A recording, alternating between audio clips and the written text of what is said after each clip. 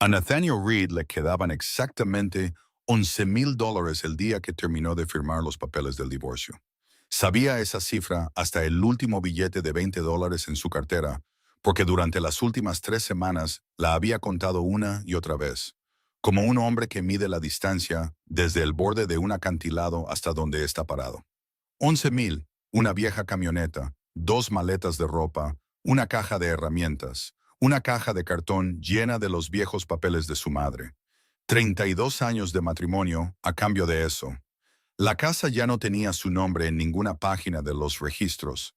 El taller de carpintería en la avenida Moreland, donde había pasado casi la mitad de su vida convirtiendo un húmedo almacén de madera en un negocio respetable, tampoco le pertenecía ya. Las cuentas del negocio, las líneas de crédito, el fondo de reserva, las pólizas de seguro, todo había sido transferido antes de que Nathaniel entendiera que lo estaban echando. Vanessa se había encargado del papeleo en la casa durante muchos años. Evan, su hijo, era abogado. Cada vez que había que firmar algo, le ponían un bolígrafo delante con un tono completamente familiar. Solo es papeleo, para estar más seguros, para evitar responsabilidades de construcción, para optimizar los impuestos. Nathaniel firmaba. Firmaba porque había 10 otras cosas esperándolo en la obra. Firmaba porque esa tarde tenía que ir a inspeccionar una casa vieja con un piso hundido.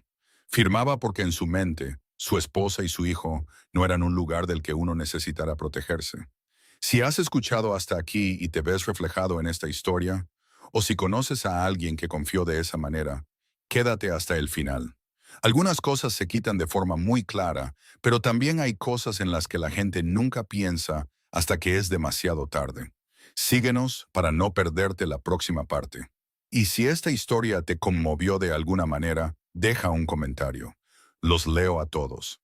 Durmió las 2 primeras semanas después del divorcio en la cabina de su camioneta, estacionada detrás de una gasolinera en Memorial Drive. Para la tercera semana, había empezado a conducir por todo Atlanta, sin buscar nada en realidad. Solo intentaba no quedarse quieto demasiado tiempo, con la sensación de que le habían quitado una parte de su vida y no sabía cómo llamarlo. El jueves al mediodía, giró hacia el distrito de Sweet Auburn, solo porque un semáforo en rojo detuvo su camioneta. El edificio se encontraba entre una barbería cerrada y una vieja tienda de teléfonos. Una fachada estrecha, cristales cubiertos de polvo.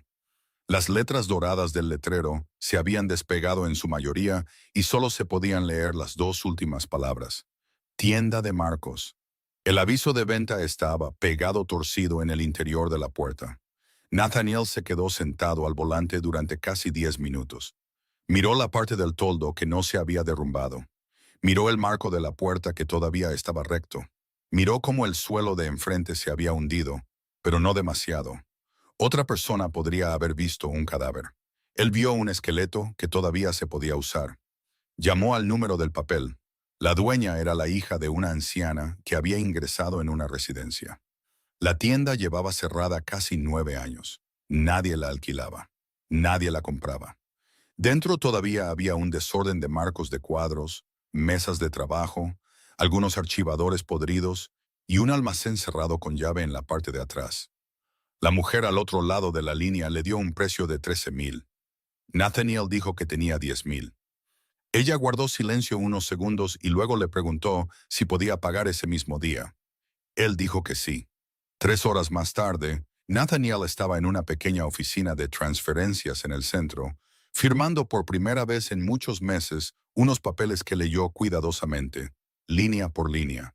Esa noche durmió en la habitación vacía detrás de la tienda, con la cabeza apoyada en su abrigo enrollado. El olor a polvo de madera vieja y papel húmedo se mezclaba en el aire. No llamó a nadie. No había nadie a quien llamar. A la mañana siguiente, Nathaniel salió a comprar un café solo y una galleta de mantequilla en la tienda de la esquina. Empezó a revisar el edificio como lo había hecho con cada propiedad durante los últimos 30 años. La pared frontal necesitaba reparaciones. Los 2 cristales de la ventana de la izquierda necesitaban pestillos nuevos. El techo tenía manchas viejas, pero aún no estaba podrido. El suelo de madera bajo el polvo todavía estaba en buen estado. El cableado eléctrico probablemente tendría que rehacerse en parte. Lo anotó todo en su gastado cuaderno. No había planeado abrir el almacén trasero el primer día. Su plan era mucho más simple. Despejar primero la zona delantera, ver si todavía corría el agua, revisar el panel de interruptores, limpiar un espacio suficiente para montar una cama plegable. Pero cerca del mediodía, cuando la luz se coló por el cristal esmerilado sobre la puerta trasera y se posó inmóvil en una franja en el suelo, Nathaniel vio la oscura puerta de madera al final del estrecho pasillo. La cerradura estaba oxidada. El polvo se había acumulado tan espeso en las bisagras que era obvio que nadie las había tocado en años. Se quedó mirándola más tiempo del necesario. Luego dejó su taza de café en el alféizar de la ventana. Tomó una palanca delgada de su caja de herramientas y se acercó. La cerradura no fue tan difícil como esperaba. La madera alrededor del marco había estado húmeda durante mucho tiempo. Después de unos minutos, el pestillo cedió con un chasquido seco y fuerte. Nathaniel empujó la puerta. Se abrió solo el ancho de una mano antes de atascarse con algo dentro. Se movió y presionó más fuerte con el hombro. El olor a polvo viejo mezclado con aceite de linaza seco y tela enmohecida salió a raudales. La luz del pasillo se deslizó en la habitación oscura y se detuvo en sus botas. Nathaniel se quedó justo en el umbral durante casi 2 minutos sin entrar más. Dentro había marcos de cuadros apoyados unos contra otros, una mesa de enmarcar volcada de lado, rollos de lienzo apoyados en la pared, cajas de cartón ablandadas por la humedad. Al fondo de la habitación, debajo de una lona gris descolorida, algo estaba alineado ordenadamente, casi a la altura del pecho. Entró. Apartó la lona con una mano. Debajo de la tela había más de una docena de pinturas cuidadosamente enmarcadas, sus superficies exteriores envueltas en viejo papel marrón. Nathaniel sacó la que estaba más afuera. El papel de envolver estaba roto en una esquina. Deslizó los dedos por el borde y lo despegó suavemente. Primero apareció una mancha de azul oscuro. Luego el contorno del techo de un porche de madera, una mujer de pie de lado junto al porche, y en la esquina inferior derecha, una firma en tinta marrón desvaída que aún era legible. Solomon Vale. Nathaniel sostuvo la pintura enmarcada en sus manos y se quedó mirando ese nombre hasta que el café en el pasillo se enfrió por completo. Dejó la pintura enmarcada sobre la mesa de madera inclinada cercana, sacó su pañuelo para limpiar el polvo del borde del marco y luego sacó la segunda.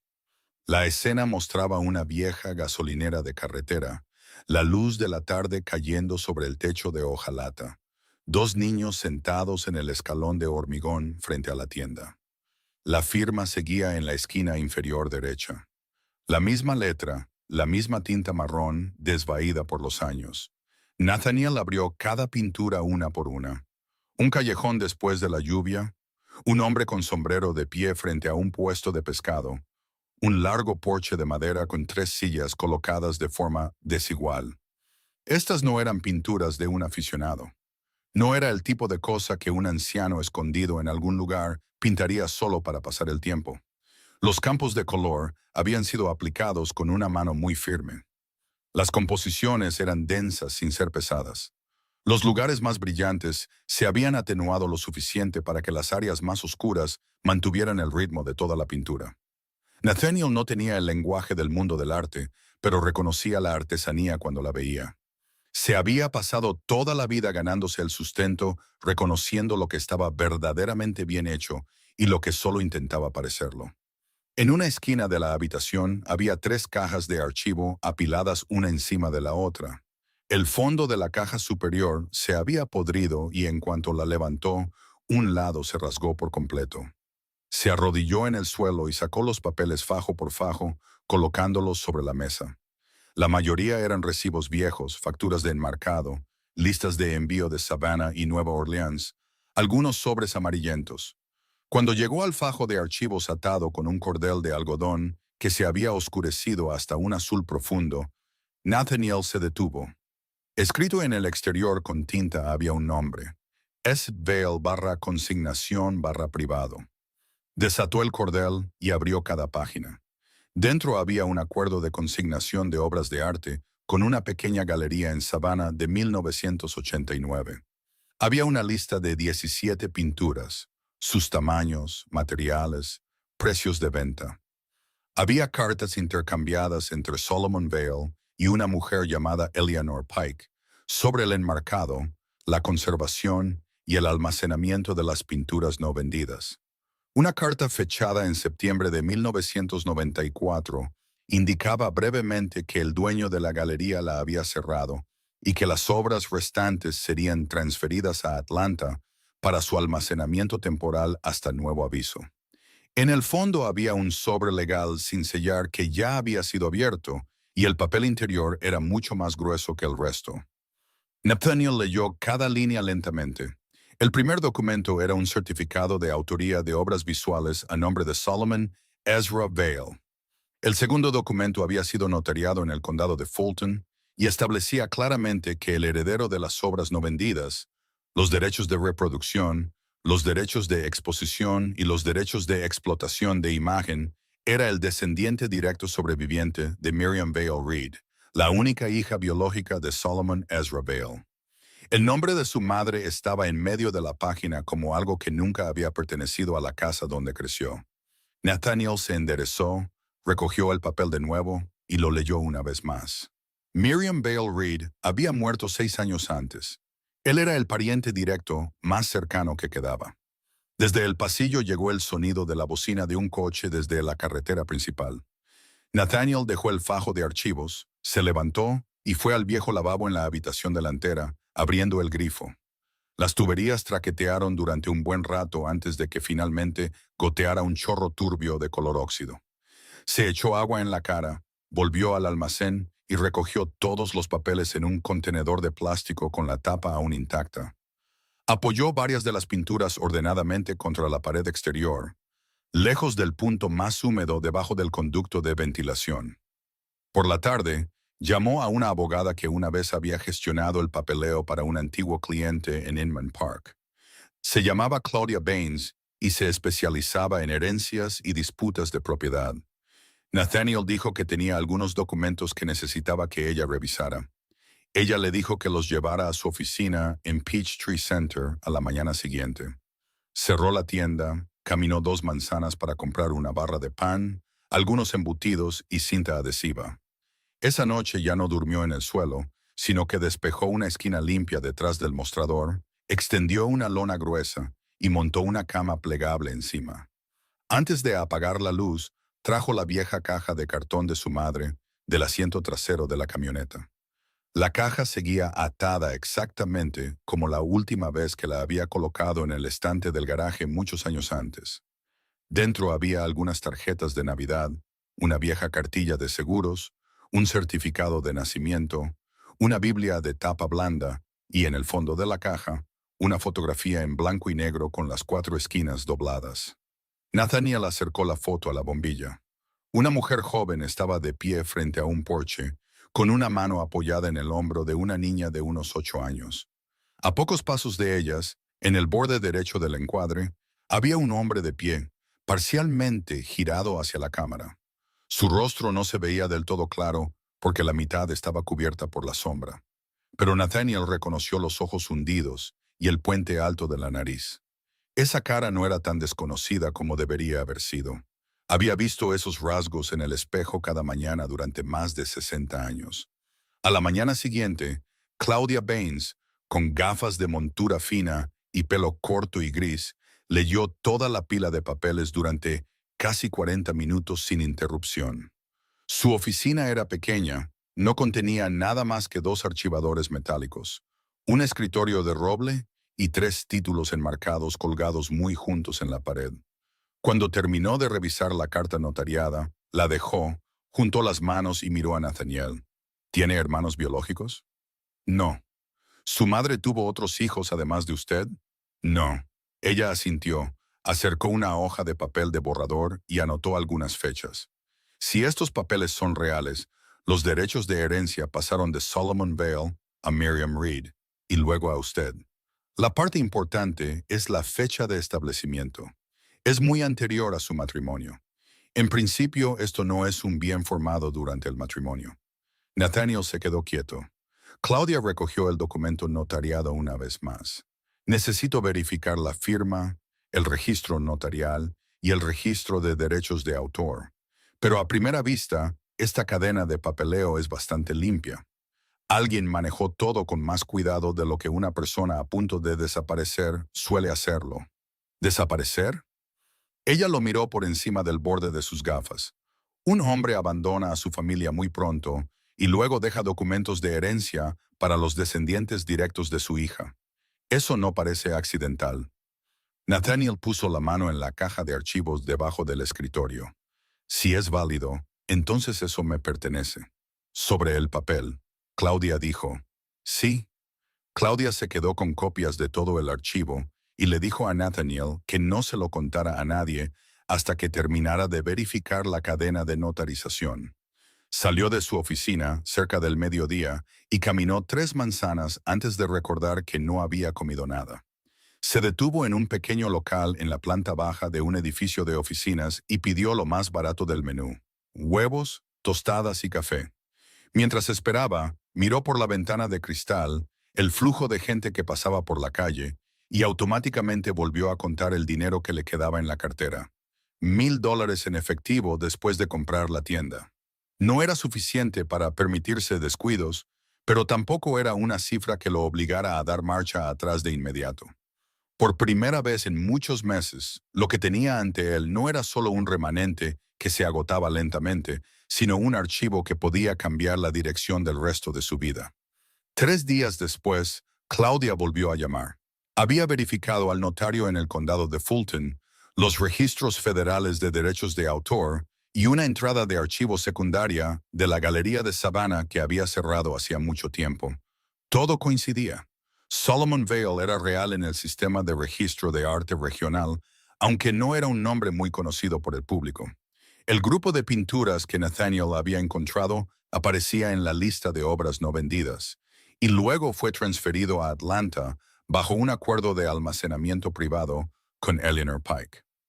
Deberíamos solicitar la confirmación de los derechos de control del patrimonio de inmediato, dijo Claudia, antes de que nadie más se dé cuenta de su valor.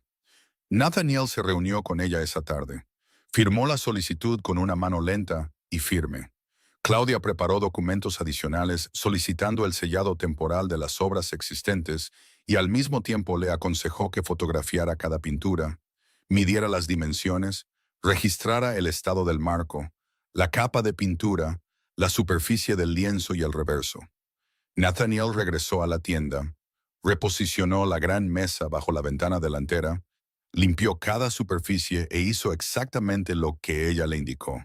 Ese trabajo se adaptaba mejor a sus manos que cualquier otra cosa que hubiera sucedido desde el divorcio. Medir, registrar, marcar, alinear, mantener algo intacto.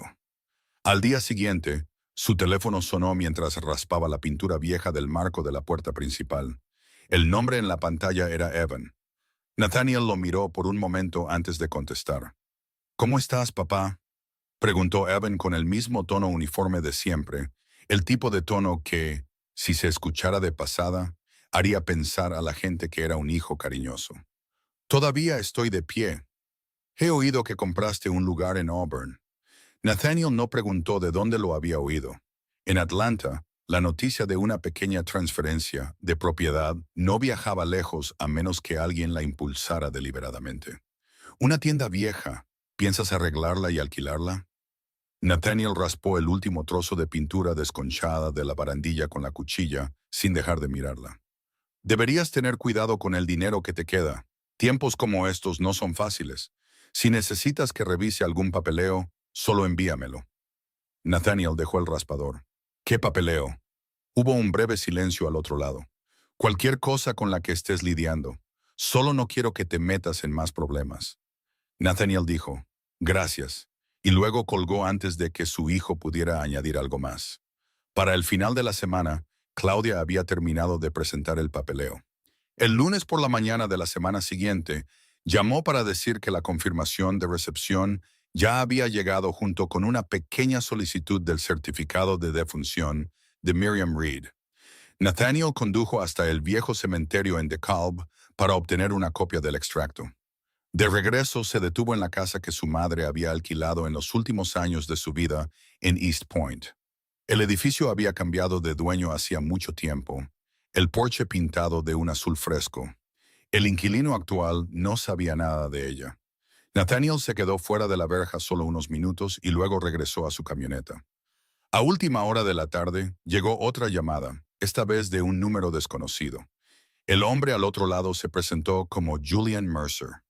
Dijo que era un curador independiente que había trabajado con 2 espacios de arte en Atlanta y Nueva Orleans. Sabía del archivo que acababa de presentarse porque seguía las listas actualizadas relacionadas con varios pintores negros del sur de finales del siglo XX. He estado buscando la parte perdida de la obra de Solomon Vale durante casi 4 años, dijo Julian. No llamo para comprarla rápido y desaparecer. Solo quiero conocerte antes de que otros vengan con intenciones más simples. Nathaniel no respondió de inmediato. Julian continuó, con voz pausada. Si estás de acuerdo, puedo ir a verlo en persona, o puedes elegir un lugar más neutral. Acordaron reunirse el miércoles por la mañana en un pequeño café cerca de Piedmont Park. Julian llegó puntual, con un abrigo azul oscuro y llevando un tubo de dibujo y un maletín delgado. No le entregó una tarjeta de visita de inmediato, ni le preguntó a Nathaniel por cuánto quería vender las pinturas. Después de pedir café, Julian puso ambas manos sobre la mesa y dijo, en los círculos de coleccionismo regional, Solomon Vale es un nombre que casi siempre aparece con un espacio en blanco adjunto. La gente sabe que tuvo un periodo de pintura muy fuerte. La gente sabe que un grupo de obras desapareció después del cierre de una galería. Pero cada vez que alguien intenta profundizar, el registro se rompe. Nadie dice mucho sobre su familia, tampoco. Nathaniel lo miró. Mi familia tampoco dice mucho. Julian asintió levemente, como si eso fuera exactamente lo que esperaba oír. Eso pensaba. Muchos pintores son recordados por su obra. Otros son recordados por lo que arruinaron en sus vidas privadas. A veces esas dos cosas viven en la misma persona. Nathaniel tomó un sorbo de café. Julian abrió el maletín y sacó algunas fotocopias de viejas críticas de exposiciones. Un pasaje se refería a Solomon Vale como un hombre que pintaba la arquitectura del sur a través de los ojos de alguien que pertenecía a ella y al mismo tiempo era expulsado de ella. Otro artículo decía que sus pinturas no se vendían rápidamente, pero siempre atraían la atención de los instructores de bellas artes.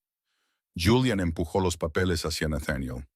No creo que debas venderlo directamente, dijo Julian. Creo que deberías mantener el control, restaurar el registro y exhibirlo adecuadamente. Si el conjunto de pinturas que encontraste es realmente la porción más grande que queda, entonces esto no es solo propiedad, es un legado artístico perdido. Nathaniel dejó su taza de café en el platillo. ¿Qué quieres tú en esto? Quiero ser quien ayude a sacarlo de nuevo a la luz. El teléfono de Nathaniel vibró sobre la mesa. El nombre en la pantalla era Vanessa. Nathaniel miró su nombre brillando en la pantalla un instante más de lo necesario y silenció la llamada. Julian no preguntó quién era. Solo acercó los papeles. Abrió una página con una fotografía desvaída de una pequeña sala de galería con 3 pinturas colgadas en una pared blanca. El pie de foto decía, Savannah, 1991.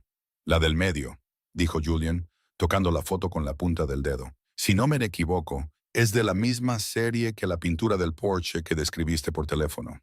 Solomon Vale a menudo repetía primero la estructura arquitectónica y luego cambiaba a las personas dentro. No lo hacía a menudo, solo durante un corto periodo. Nathaniel miró la foto. Sabes más que mi familia. La familia es a menudo el lugar que menos sabe sobre las personas que no quieren mencionar. Julian sacó un sobre más grande de su maletín. Dentro había una propuesta preliminar para una exposición temporal, una lista de especialistas en restauración de papel y lienzo en Atlanta, junto con los nombres de 2 pequeños fondos culturales que podrían financiar la creación de un registro de legado si el propietario conservaba el control.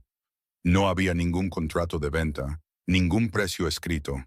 Solo trabajo si tu nombre está en la parte superior de cada archivo, dijo Julian. Si quieres. Si no, guardo los documentos y actúo como si nunca nos hubiéramos conocido. El teléfono de Nathaniel vibró de nuevo. Seguía siendo Vanessa. Contestó. ¿Dónde estás? Su voz fue directa a la pregunta, como si solo hubieran hablado la semana pasada. Ocupado. Evan dijo que estás manejando algo relacionado con un lugar que acabas de comprar. Nathaniel levantó la vista hacia Julian, luego giró la cara hacia la ventana del café. Afuera, una pareja joven empujaba un cochecito de bebé más allá de la línea de árboles. Él sabe bastante. Solo está preocupado por ti, respondió Vanessa. Yo también. No deberías meterte en asuntos legales por tu cuenta ahora mismo. Nathaniel no preguntó por qué llamaba. Había escuchado ese tipo de introducción durante más de 30 años en momentos en que Vanessa estaba a punto de ponerle un papel delante o quería que aceptara algo sin demasiadas preguntas. Tengo un abogado. Hubo un breve silencio al otro lado. Sobre esas viejas pinturas. Nathaniel no respondió. Vanessa cambió de tono, suavizándolo ligeramente. Escucha, si ha aparecido algún activo durante este periodo de transición post-divorcio, sería mejor que habláramos adecuadamente antes de que las cosas se compliquen. No quiero que extraños te pongan en una posición de desventaja. Nathaniel apoyó la mano en el borde de la mesa. En toda esta vida, lo más desventajoso que he hecho fue confiar en ti y en Evan. Colgó. Julian cerró el archivo. Supongo que la noticia se movió más rápido de lo esperado. Siempre se mueve rápido cuando hay algo que vale dinero. ¿Quieres un consejo profesional o un consejo práctico? Ambos. Julian se reclinó en su silla. El consejo profesional es que no dejes que nadie toque las pinturas hasta que haya una evaluación completa de su estado y un inventario. El consejo práctico es que te prepares para que tu antigua familia reclame una parte de algo que nunca miraron hasta que olieron el valor. Esa tarde, Nathaniel regresó a la tienda, cambió la cerradura de la puerta principal, instaló otro cerrojo en la puerta del almacén y comenzó a montar un sistema de iluminación temporal con cable que compró en la ferretería a 3 manzanas de distancia. El trabajo lo mantuvo ocupado cada hora, sin requerir mucho pensamiento. Taladrar la pared, sujetar el borde, medir la distancia, ajustar las bombillas para que no brillaran directamente sobre la cara de las pinturas. A las 7 de esa noche, la habitación delantera estaba lo suficientemente iluminada como para ver claramente cada grieta en el panel de yeso. Claudia llegó a las 8, con una pila de papeles recién impresos. Se paró en medio de la habitación, miró las pinturas enmarcadas alineadas en orden y asintió brevemente. Acabo de recibir una copia de la demanda del abogado de tu exesposa, dijo, más rápido de lo que esperaba. Nathaniel se limpió las manos en un trapo. ¿Qué piden? Argumentan que la herencia descubierta durante el periodo postmatrimonial tiene un elemento conectado a los bienes matrimoniales compartidos anteriores, porque usaste el dinero que quedaba después de la división para comprar la propiedad donde se encontraron las pinturas. Quieren que el tribunal congele temporalmente los derechos de explotación hasta que se determine si hay o no un interés marital en ello. Nathaniel le sacó una silla. Alguna posibilidad, débil, pero molesta. Claudia abrió el archivo y pasó al apéndice. Lo que más me llamó la atención es el nombre de la persona que revisó el archivo de la demanda. Le acercó la página. La línea decía persona que prepara el archivo legal suplementario, y el nombre al final era Evan. Nathaniel miró el nombre escrito a máquina y no dijo nada. Claudia continuó. Responderemos con la línea directa de herencia, la fecha de establecimiento de los derechos previa al matrimonio, el certificado de defunción de Miriam Reed y la evidencia que demuestra que las pinturas existían de forma independiente décadas antes de que compraras el edificio. El problema es que forzarán la historia hacia la dirección del valor añadido que surge después de que te hiciste dueño de la propiedad. El edificio no creó las pinturas. Correcto. Pero la gente todavía demanda con argumentos que no necesitan ser completamente ciertos, solo lo suficiente para causar retrasos. A la mañana siguiente, Nathaniel fue al tribunal con Claudia. La sala de audiencias era pequeña, con paredes de madera clara, y la fila de asientos de atrás estaba casi completamente vacía. Vanessa se sentó en el lado opuesto con un traje de color crema, el pelo cuidadosamente peinado y dos gruesos expedientes frente a ella. Evan se sentó a su lado con una corbata azul oscuro, la mirada fija al frente sin evitar a nadie. La primera audiencia fue solo para considerar la orden de congelación temporal. El abogado de la otra parte habló largo y tendido sobre la dificultad de trazar los límites de los activos y la posibilidad de un aumento de valor surgido después de la división. Claudia se levantó, colocó los documentos notariales originales, la cadena de transferencia y la verificación federal en la mesa del secretario. Repasó cada año, cada nombre, cada firma. Cuando llegó a la línea, el descendiente directo sobreviviente de Miriam Bale Reed, la sala se quedó notablemente en silencio. La jueza de unos 50 años bajó la vista y leyó durante varios minutos más. Luego levantó la cabeza. En la próxima audiencia, quiero los registros completos de toda la reestructuración de activos durante los 3 años previos al divorcio, junto con todas las comunicaciones relacionadas con la participación del señor Evan Reed en el asesoramiento de ambas partes, dijo. Evan se giró para mirar al abogado de su madre. La jueza golpeó ligeramente el martillo contra el escritorio. El tribunal mantendrá el estado de propiedad actual por el momento hasta la próxima audiencia. No congelará el derecho de posesión del señor Nathaniel Reed. El demandante tiene 10 días para presentar materiales adicionales. Esos 10 días no pasaron en silencio. En la mañana del segundo día después de la audiencia, Claudia llamó a Nathaniel a su oficina antes de lo habitual. Sobre su escritorio había una pila de papeles impresos del sistema de archivo electrónico del tribunal, junto con un grueso sobre marrón que acababa de ser enviado por un tercero bajo una citación para la producción de documentos. Nathaniel apenas se había sentado cuando ella le acercó la primera pila de papeles. «Alguien acaba de abrirnos la puerta por su cuenta», dijo Claudia. Era una cadena de correos electrónicos internos entre Vanessa, Evan y la firma de contabilidad que había manejado la reestructuración durante los últimos 3 años del matrimonio. Un correo electrónico de 17 meses antes establecía claramente la transferencia de los derechos de arrendamiento a largo plazo del taller de la avenida Moreland a una nueva entidad legal controlada por Vanessa. Otro correo electrónico discutía cómo mantener a Nathaniel fuera de la membresía con derecho a voto para evitar disputas emocionales. Al final de la cadena había un borrador de ajuste al acuerdo de la vivienda con una nota de Evan. Debería completarse antes del tercer trimestre. Papá firmará si mamá dice que es una condición necesaria para proteger la línea de crédito. Nathaniel leyó todo sin ningún cambio en su expresión. Claudia señaló el nombre de Evan. Esto no solo debilita su argumento en el caso de las pinturas, saca a la luz todo el antiguo proceso de división de bienes. ¿Se puede cambiar la sentencia de divorcio? No tan rápido como en las películas, pero es suficiente para destruir la imagen de una resolución justa que intentan construir. Esa tarde, Julian llevó a una especialista en restauración de pintura llamada Alana Price a la tienda. Llevaba guantes de algodón y usaba un pequeño foco para examinar la superficie de cada pintura, tomando notas sobre el agrietamiento de la pintura, el encogimiento del lienzo, la humedad en el marco de madera.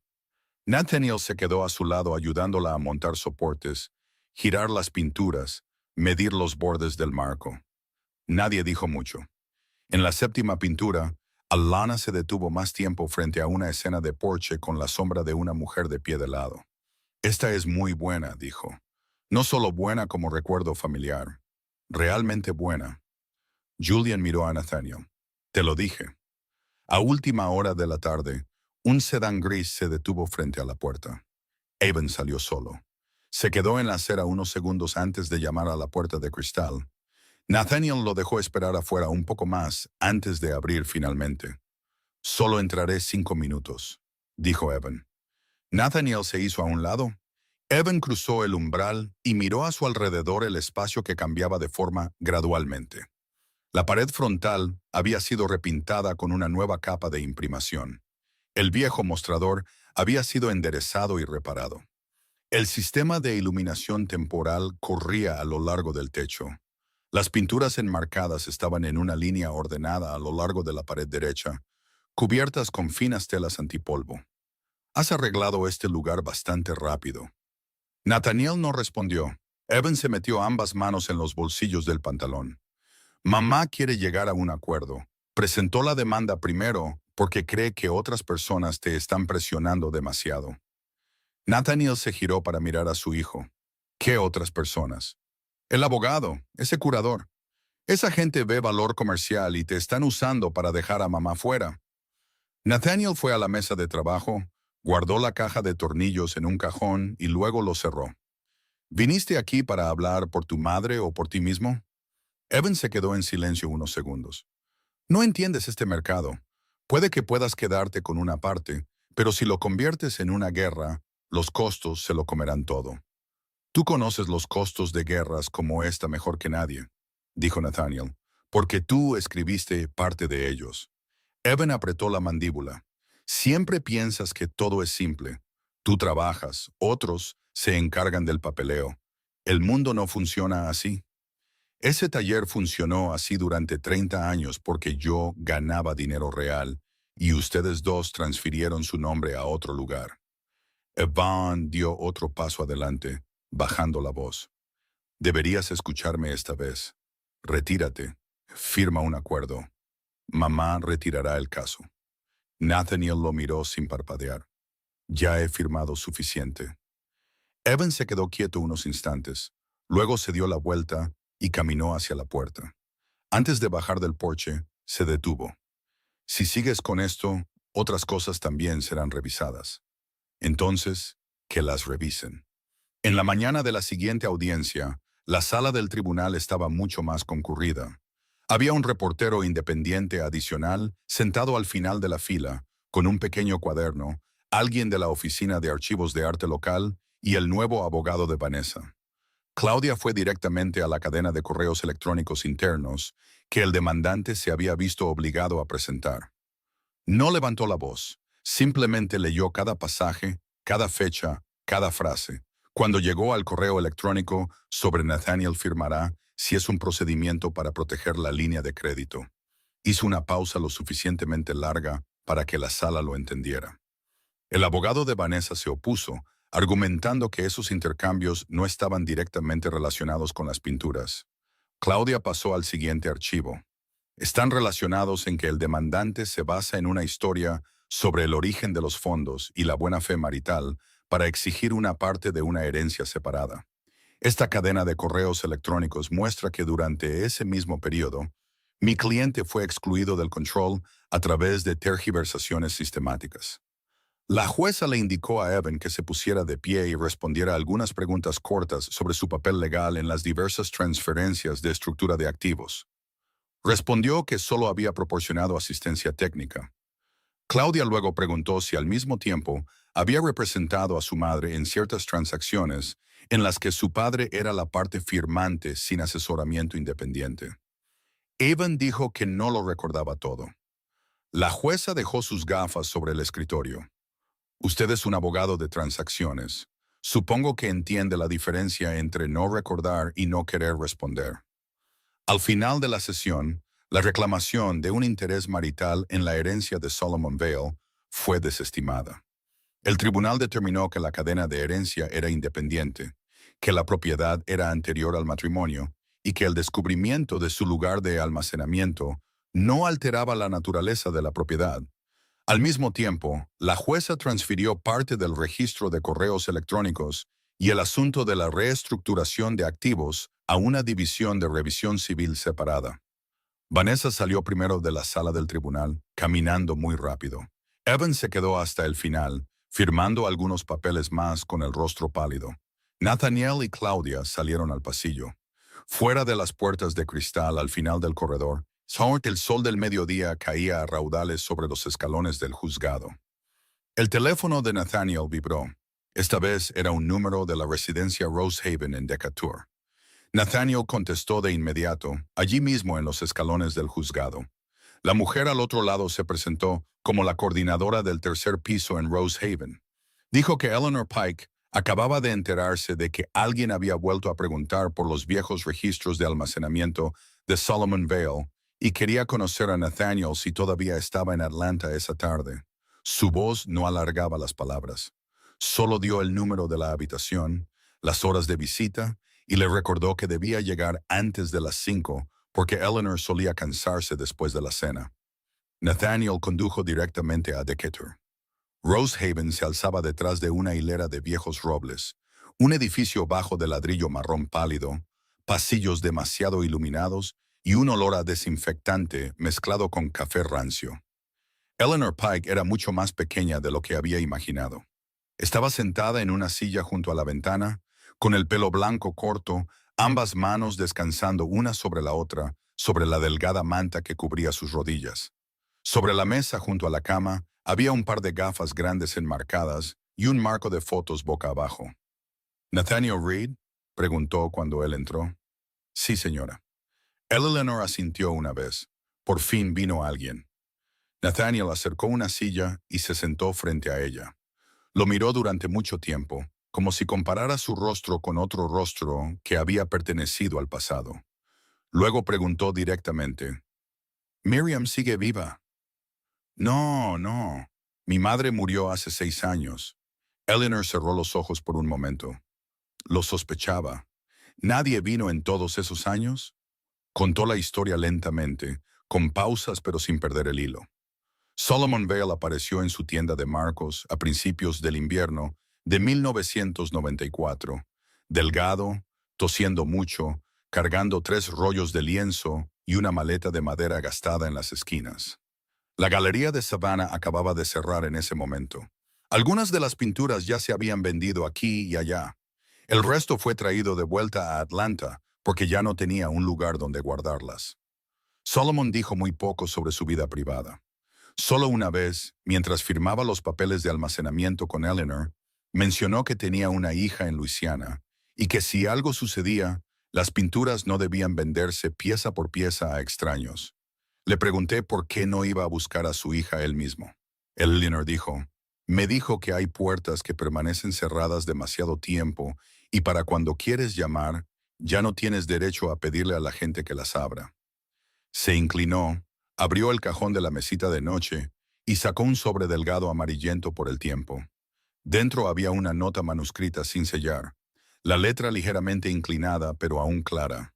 «Si alguien de la familia de Miriam viene, por favor, entréguele todo lo que queda. No es necesario que explique en mi nombre. Solo entrégueselo». Nathaniel dobló el papel y lo volvió a meter en el sobre. Leonard observó sus manos. «Mantuve ese almacén durante casi 9 años después de que la tienda cerrara», dijo. «Mi hija me dijo que lo vendiera todo como chatarra y terminara con eso. En lugar de eso, cerré la puerta con llave. Sabía que llegaría un día en que necesitaría ser abierta, simplemente no sabía para quién». Nathaniel preguntó si los costos de su cuidado estaban completamente cubiertos por el seguro. Eleanor esbozó una sonrisa muy leve, del tipo que tienen los ancianos cuando ya no les interesa ocultar sus circunstancias. Al salir hacia el puesto de enfermeras, se encontró con la coordinadora del 3er piso y pidió hablar con el departamento de finanzas. Una hora más tarde, firmó un compromiso para pagar la diferencia de un paquete de cuidados ampliado para los próximos 6 meses. Claudia completó el papeleo suplementario a la mañana siguiente. Durante las siguientes 3 semanas, la vieja tienda cambió de forma más rápido de lo que Nathaniel había esperado. Julian se encargó del archivo curatorial, consiguió estantes de exhibición y un sistema temporal de control de humedad. Alana restauró las áreas de la superficie que lo necesitaban con más urgencia. Claudia finalizó los procedimientos de confirmación de los derechos de control del patrimonio junto con los documentos del seguro. Nathaniel hizo el resto con sus propias manos. Reparó la superficie del piso, realineó los marcos de las puertas, reemplazó 2 secciones dañadas del techo, construyó un nuevo mostrador de recepción con roble recuperado de una propiedad antigua. El nuevo letrero se colocó el lunes por la mañana. Vale House Studio. 4 días antes de la inauguración, entró Darlene Pike. Había gestionado los registros de almacén y los pedidos del taller de la avenida Moreland durante 13 años. Cuando Vanessa reestructuró el personal después del divorcio, Darlene fue la primera en ser despedida. Se paró en medio de la habitación recién pintada, todavía con el bolso en la mano. He oído que necesitas a alguien que sepa organizar registros sin perder nada. Nathaniel dejó la regla sobre la mesa. Necesito a alguien que sepa llamar a cada cosa por su nombre correcto. Darlene empezó a trabajar al día siguiente. Su nombre se imprimió en la pequeña placa del personal detrás del mostrador, debajo de la línea gerente de operaciones. El primer paquete de seguro de salud para empleados se envió al final de esa semana. En la noche de la inauguración, la fila de gente se extendía desde la puerta de la tienda hasta la esquina de la calle. El espacio frontal exhibía 12 pinturas de Solomon Vale, cada una acompañada de una breve nota sobre el año de creación, el material y el viaje de conservación. La sala de la derecha exhibía copias de los documentos, los papeles de transferencia notariados, el inventario de la Galería de Savannah, la fotografía en blanco y negro con la sombra de un hombre de pie en el borde del encuadre. Julian daba la bienvenida a los invitados en la puerta. Darlene gestionaba la lista. Alana comprobó por última vez el espaciado de las luces. Nathaniel se quedó en la trastienda unos minutos más. Abrió la vieja caja de cartón de su madre, sacó la fotografía en blanco y negro que había sido aplanada la semana anterior y la colocó en un marco que había construido él mismo con restos de nogal. Colgó el marco en la pared, justo en la entrada de la sala principal, a la altura de los ojos de un adulto. Cuando la puerta se abrió por completo, el flujo de invitados pasó por debajo de esa fotografía y luego se dispersó ante las pinturas que una vez estuvieron apiladas en un oscuro almacén durante casi una década. Las voces se entrelazaban, los zapatos tocaban el suelo de madera, se dejaban vasos de papel en el mostrador. Voces silenciosas leían los nombres de cada obra. Nathaniel se paró junto a la puerta que conectaba las dos habitaciones, miró el nombre Vale House Studio, reflejado en el cristal por las luces de la calle, luego se volvió hacia la placa del personal detrás del mostrador, donde aparecía el nombre de Darlene, miró la fila de gente que se detenía ante la pintura del porche, y después de eso dio un paso adelante para enderezar la esquina del primer marco que se había movido medio centímetro. Si te has quedado con esta historia hasta este punto, gracias por dedicar tu tiempo a un viaje que no siempre fue fácil de seguir. Algunas cosas se quitan muy claramente: dinero, casas, nombres, estatus. Pero también hay cosas que nadie puede tocar, simplemente porque no son lo suficientemente pacientes como para mirar más profundo. Si esta historia te hizo reconsiderar lo que estás aferrando o lo que pensabas que ya habías perdido, compártela con alguien que necesite escucharla en este preciso momento. Y si quieres más historias como esta, deja una señal para que yo sepa que sigues aquí.